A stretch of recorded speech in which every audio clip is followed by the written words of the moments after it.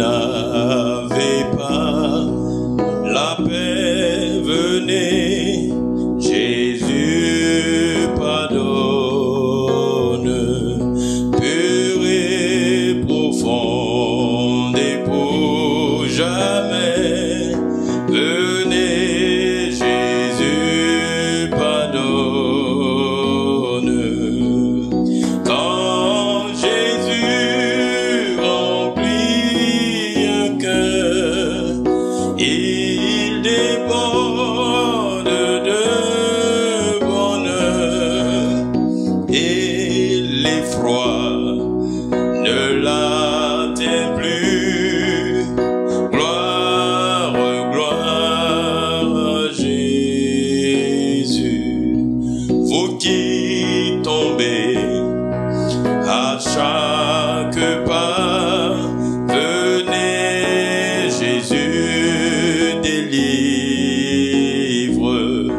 Celui qui se jette en ses bras peut à toujours le suivre. Quand Jésus remplit un cœur, il déborde de bonheur, car il ne chancelle plus. Gloire, gloire à Jésus. Vous qui tremblez sous la terreur que la mort vous inspire, venez, votre libérateur a détruit son empire.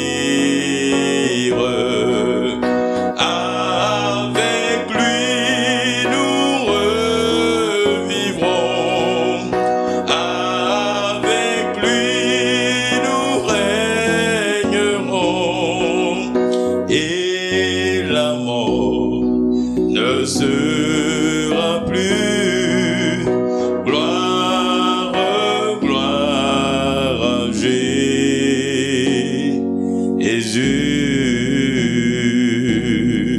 Shalom, shalom, shalom à tous, toute l'équipe et moi-même vous souhaitons la cordiale bienvenue. Nous sommes très heureux de vous retrouver encore en ce jour à notre quart d'heure dédié à la mission, quart d'heure que nous avons intitulé « C'est l'heure ». C'est l'heure et aujourd'hui nous recevons le pasteur Daniel Keita.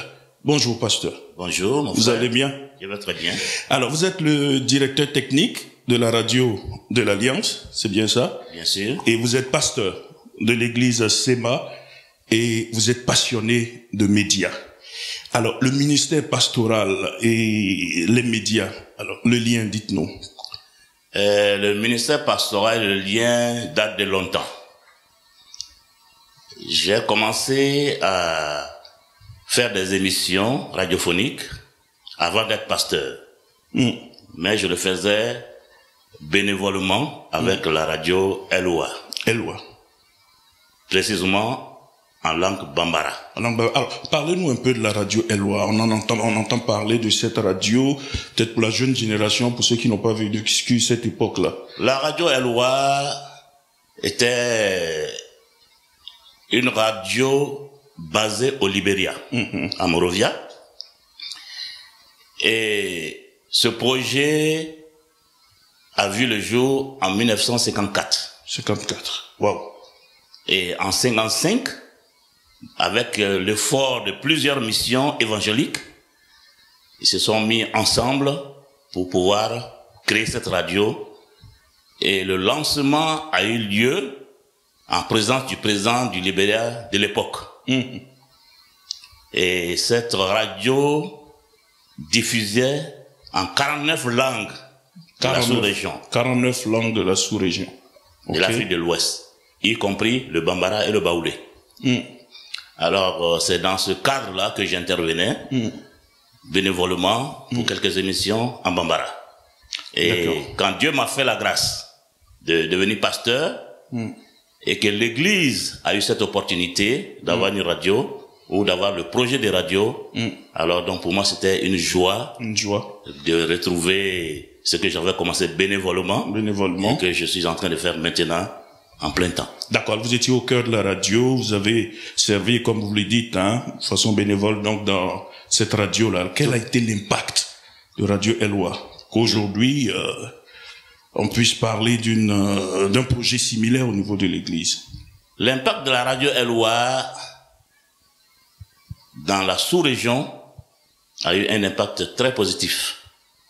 Comme je l'ai dit tantôt, nous avons eu l'occasion d'écouter beaucoup d'émissions dans nos propres langues et dans d'autres langues, bien sûr, pour les différentes églises. Et cela a eu un impact très positif sur la vie de l'église en Côte d'Ivoire. En Côte d'Ivoire. Pour ceux qui sont anciens, c'est un moment où on ne devait pas rater une émission. Parce que, en ce moment-là, on émettait en SW, qu'on appelle shortwave. D'accord. Et la réception n'était pas aussi très bonne par endroit. Donc, pour cela, quand l'heure d'écoute arrivait, alors, il était question silence absolu pour pouvoir bien recevoir et bien écouter les émissions qui passaient à la radio. Alors, vous avez initié le projet, vous avez porté ce projet-là, vous l'avez à cœur depuis des années. Aujourd'hui, le projet, je peux dire qu'il a vu le jour. À l'heure où nous parlons, où est-ce que nous en sommes? Nous bénissons le Seigneur après plusieurs années d'attente, dans la prière. Le projet a vu le jour et par la grâce de Dieu, nous avons pu obtenir notre licence pour pouvoir émettre et nous avons obtenu notre fréquence. Et ça, c'est un sujet de joie. Et Dieu merci, nos responsables au niveau de l'église aussi ont pris ce projet à cœur.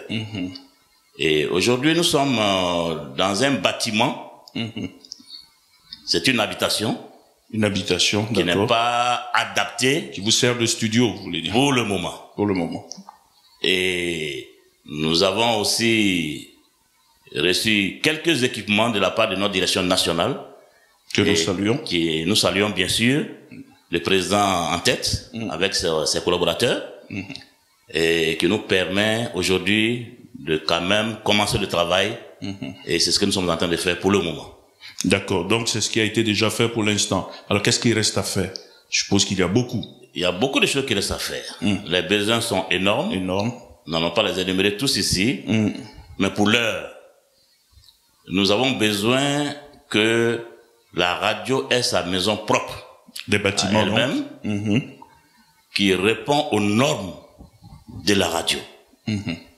Et nous avons aussi besoin d'équipements de qualité. De qualité surtout. Qui répond aussi aux normes technologiques et de la technologie de nos jours. Moderne, oui.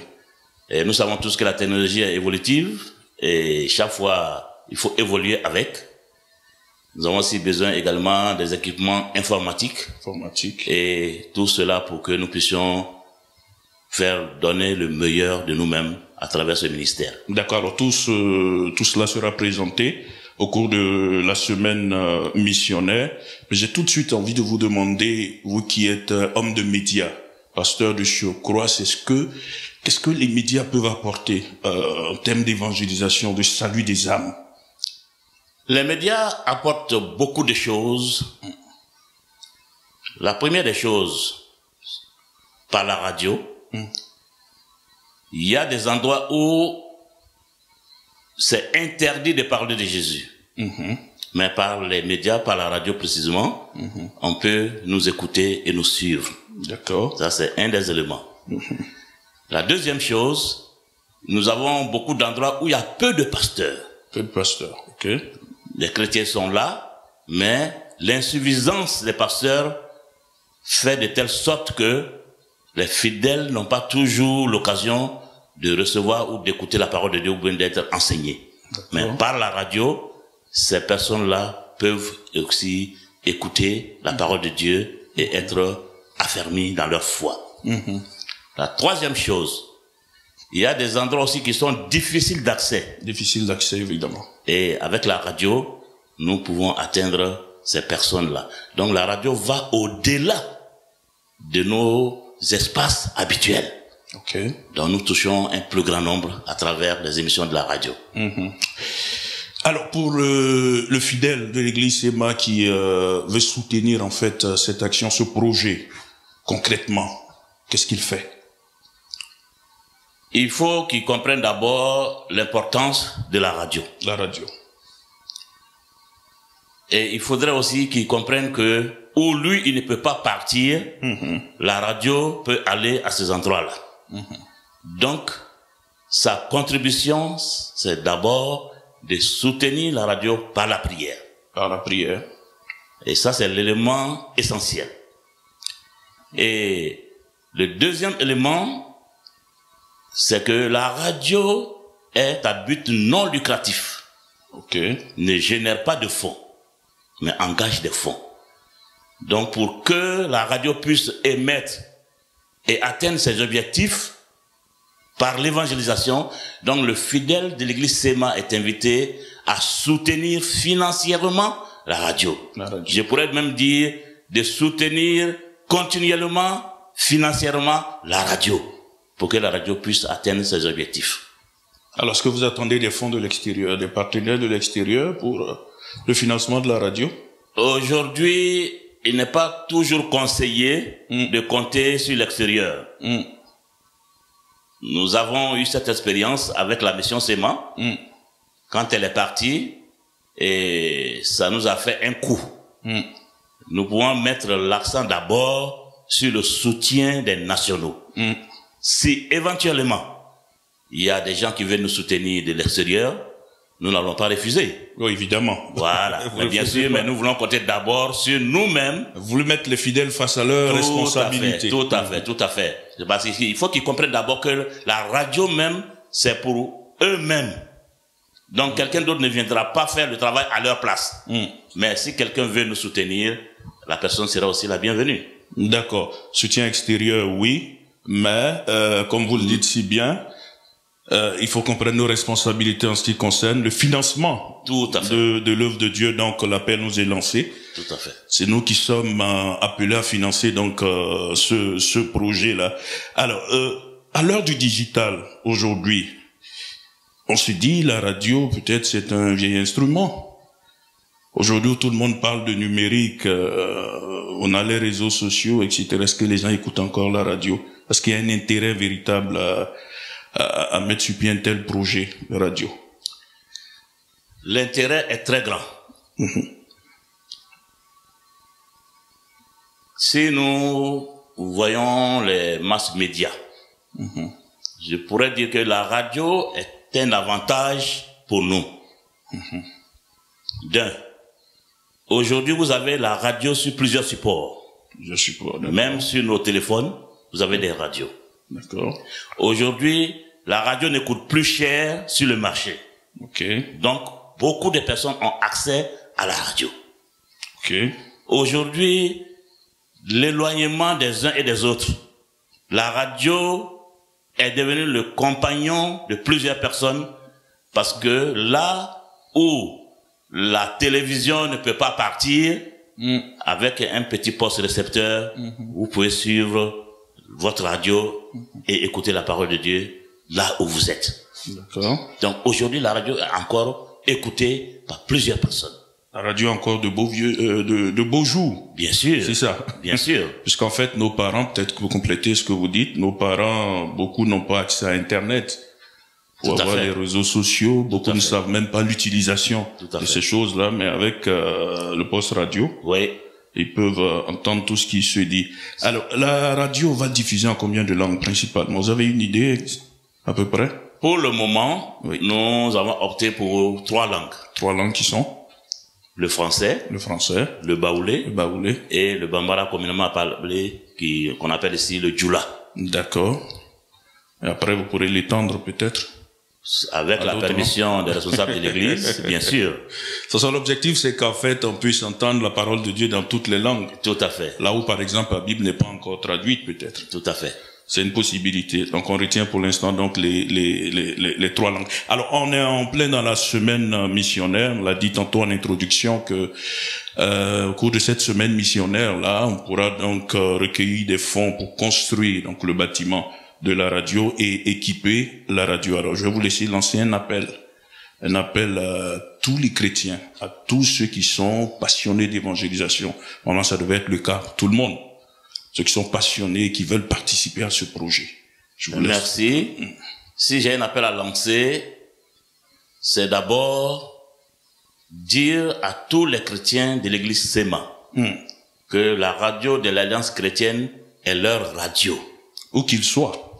Où qu'ils soient. Qu'ils soient en Côte d'Ivoire, aux États-Unis, un peu partout. Bien sûr. Principalement en Côte d'Ivoire. Ils doivent comprendre cela.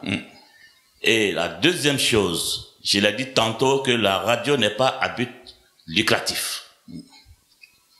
Et troisièmement, pour que nous puissions produire des émissions de qualité, il faut d'abord avoir un bâtiment qui répond aux normes, des équipements de qualité, et cela a un coût. Donc pour cela, l'appel que je lance à tous les chrétiens fidèles SEMA de l'église de Côte d'Ivoire, au cours de cette semaine missionnaire, c'est d'être mobilisés pour soutenir notre radio, la radio de l'Alliance chrétienne, financièrement, pour que nous puissions atteindre des objectifs que la direction de l'église s'est fixée, à savoir mobiliser les fonds pour construire un bâtiment adéquat et avoir des équipements de pointe pour pouvoir aussi produire des émissions de qualité pour la gloire du Seigneur. Merci beaucoup, pasteur Keïta. Je le rappelle, vous êtes le directeur technique de la radio de l'Alliance. Il a tout dit. La radio est un instrument au service de l'Église. Il appartient aux fidèles que nous sommes de participer à ce projet-là, de financer la construction de la maison de la radio, de l'équiper, afin que cet instrument-là puisse aider l'Église à évangéliser, à accomplir le grand mandat. Qu'est-ce qu'on peut dire d'autre? Merci à tous, merci à toutes, merci de nous avoir suivis. On espère vous retrouver très prochainement pour un autre numéro de C'est l'heure. Bye bye, shalom. Bientôt le Seigneur va venir. Es-tu prêt? Bientôt le ciel il veut t'ouvrir. Es-tu prêt? Es-tu prêt? Es-tu prêt? Es-tu prêt pour l'éternité? Es-tu prêt? Es-tu prêt?